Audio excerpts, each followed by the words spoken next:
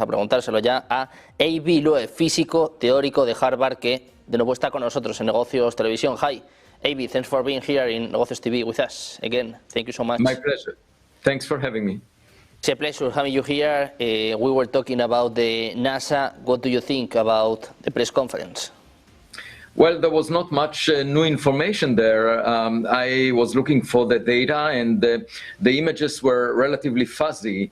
The best image that was presented was from the high-rise camera on board the Mars Reconnaissance Orbiter at a distance of about 30 million kilometers from 3I Atlas on October 3rd, 2025. And what we saw in that image is some smearing as a result of the jitter of the camera. So it didn't perform as well as I was hoping for. A pixel resolution is about 30 kilometers, but there was some smearing there.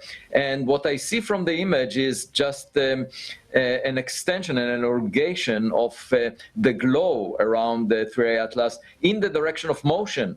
Not necessarily away from the sun, the way we see for comets. Actually, something is pointed ahead of the object. So it cannot be material lagging behind the object because of the radiation pressure from the sun or the solar wind. It's actually ahead of the object. And that's what we've seen also from the Hubble Space Telescope image on July 21st. There was some glow ahead of the object, which is very puzzling because we thought it's an anti-tail, meaning some extension in the direction of the sun, but it turns out that it's actually in the direction of motion, according to the high-rise image. And we have to understand that. Why would the object have a glow, a plume of gas or material ahead of it in the direction of motion and not related to the direction of the sun, which is 90 degrees relative to the direction of motion in this image? So that was the most interesting aspect. But otherwise, NASA pretty much, as I predicted, an hour before, I was asked by a reporter what to expect, and I said NASA will probably repeat the mantra that 3I Atlas is a comet, and then show some fuzzy images that do not necessarily give any important new information. And I was not surprised, actually, and that was unfortunate. I was hoping maybe I will be surprised, but no. Much of what they discussed we already knew from the summer. It was based on data from the Hubble Space Telescope, the Webb Space Telescope, Spherex Space Observatory, and some other missions that have much smaller cameras, so the images are very fuzzy. There was also a report from MAVEN, which is a spacecraft around Mars, and that provided evidence for hydrogen. In the ultraviolet, they saw spectroscopically that there is hydrogen associated with 3I Atlas. That's not surprising because previously we detected water and hydroxyl ions, OH molecules. The fact that there is hydrogen, is not particularly exciting because it's the most abundant element in the universe. You expect it under many circumstances, for example, from the breakup of water molecules. There is nothing really important about it, except it can help to calibrate the amount of mass loss in water from the object. But one thing that they repeated and they do not realize is inaccurate is that they said that this object behaves like a comet and therefore it must be a comet. And now what do they mean by behave like a comet? They mean that there is some gas shed by the object. So there are ices and perhaps some dust being shed off the object as a result of illumination by sunlight. But even if you imagine a spacecraft, an artificial object, technological object, as it goes through the called the interstellar medium, it would accumulate ices and will accumulate dust on its surface. And these ices and dust will be released once illuminated by sunlight. And so you should not judge a book by its cover. This is just the outer skin. of the object that was analyzed before the closest approach to the sun. And actually, there were much more revealing details that came out from images taken after 3i Atlas passed closest to the sun. That was October 29th, and in recent weeks there were a number of amateur astronomers with telescopes that cost only a few $1,000s, and they gave us much more exciting images than the very expensive billion-dollar scale camera that was put on the Mars Reconnaissance Orbiter. So the entire it wasn't clear that we get more information from very expensive instruments employed by NASA. Because they were not designed to look at such an object, and the amateur astronomers with much cheaper instruments were able to give us more information in recent days. And I'm just looking for the next few weeks because it gets closer to Earth, and it will get closest to Earth on December 19th, and the biggest telescopes on Earth will look at it, as well as the Webb telescope, the Hubble telescope. So we will get much better information in the coming weeks. We can, for example, measure the velocity of the jets, the composition of the jets, the amount of mass carried by the jets. This will allow us to infer whether the jets originate from pockets of ice on the surface of 3i Atlas, or maybe they're associated with technological thrusters, if their speed is very large compared to what we expect from the sublimation of ice. Waiting for more information, maybe I would like to ask you about the NASA. What is NASA hiding, and why are their image so poor? No, because you were talking about this. People have better image than the NASA. It's not normal. Well, I don't think they were hiding. I think it's just that the instruments they sent to space were not designed optimally to capture better data on 3i Atlas, except of course for the Hubble Space Telescope and the Webb Space Telescope. But in retrospect, they were holding on to data that was not particularly exciting. So the disappointment is from the fact that they held the data for 45 days. And then made a press conference as if it's really important, because usually you hold such a press conference when there is something really exciting, but then there was nothing really exciting, nothing new. So the disappointment is really with the way they managed the situation. They could have done two things: either release the data because it's not very, particularly overwhelming. They could have released it much earlier, or instead of making such a big fuss about this press conference, they could have just made the data available to scientists without involving NASA officials in the public dissemination of this data. Waiting for more data, I would like to ask you about the NASA. Why did NASA not even mention the biggest mysteries about 3i Atlas? For example, the size, the trajectory. They don't talk about that. Yeah, so indeed that was also disappointing, because they just focus on the message that it's a natural comet and that everything was sort of expected, as you might think of a comet, other than the fact that it came from a new environment. And what they should have done is say, well, it shares some of the properties of known comets, but in fact it has some unusual properties that would be interesting for us to figure out. And if I didn't necessarily expect that they would mention all 12 anomalies that I listed on medium.com, but I thought they should have at least mentioned a few of them, like the big size that makes the mass 1,000 times more than the mass of the second object, Borisov, or 1,000,000 times more than the mass of the first object, Oumuamua. And that's very unusual. Why would we be so fortunate to get such a big package delivered over the past decade? And the second is, of course, the alignment with the plane of the planets, which has no explanation. So they could have said, there are some properties here that we don't understand.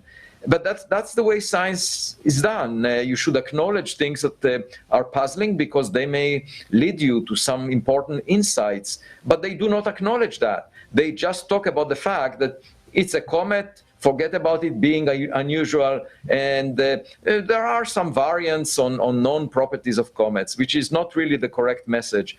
And of course, there are other anomalies that I listed, but just these two anomalies that I just mentioned, they bring you to an estimate of a probability of 1 in 100,000, just because they are so rare. You know, such a big mass is extremely rare, and also alignment with a particular plane, the plane of the planets, is also extremely rare. And so they should have mentioned that these rare qualities make it puzzling, and we would like to figure it out. I think the public would have resonated with the desire to learn more about the object rather than basically sending the message that we pretty much figured it out. Well, for more info, I would like to ask you about the trajectory of three Ayatolahs. NASA acknowledged that it cannot track the trajectory of three Ayatolahs. Is this normal, Avi?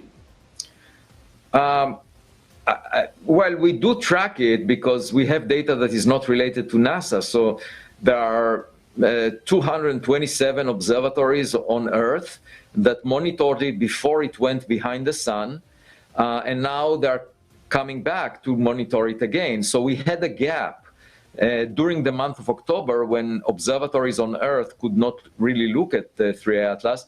But other than this gap, it's being monitored continuously, and soon it will be monitored even more because there is a campaign by the International Asteroid Warning Network that will start in a week and will last 2 months, where there is a coordinated set of observations by all possible telescopes on Earth. And hopefully, you know, we will see very clearly if it deviates from its path. And I mean, I'm not sure what NASA was able to get during the month of October, but what I'm saying is that it's pretty much irrelevant, given that we have a lot of data in the 5 months before that, and we will have the most important data in the next month. Waiting for the next month, I would like to ask you about the anomalies. Why is the NASA avoiding the anomalies, and what are the 12 anomalies for you about these 3 Ayatolahs? Yeah, so I cannot tell you why they're avoiding it. I think my guess is they're trying to establish a consensus view, and they are afraid of taking any risk. That's why they very often are reluctant to discuss the possibility that life existed on Mars. For example, they are very reserved in what they say. So they are extremely careful, and they don't want to take any risks, so they will stick to what is the most common interpretation. That would be my guess. They're not particularly, I mean, those people that were there are not active scientists that are leading the way in figuring out what 3 Atlas is. So, you know, they are just talking about what they see around them as the most likely interpretation. So, so in that sense, you know, it's understandable that bureaucrats will never get into the details, but it's unfortunate that there was no scientist that brought it up. And so the anomalies are first the trajectory that I mentioned that is aligned with the planets, the fact that there was this extension, the glow towards the sun during July and August, and also now, and we saw in the high-rise image also some, it's actually not towards the sun, it's towards the direction of motion. There is some extension of the glow. And the mass of this object being so large compared to the previous ones, and then also the arrival time was fine-tuned for this object to arrive close to Mars, Venus, and then Jupiter, with very small likelihood, 1 in 20,000 or so. And then there was much more nickel than iron in the plume of gas that was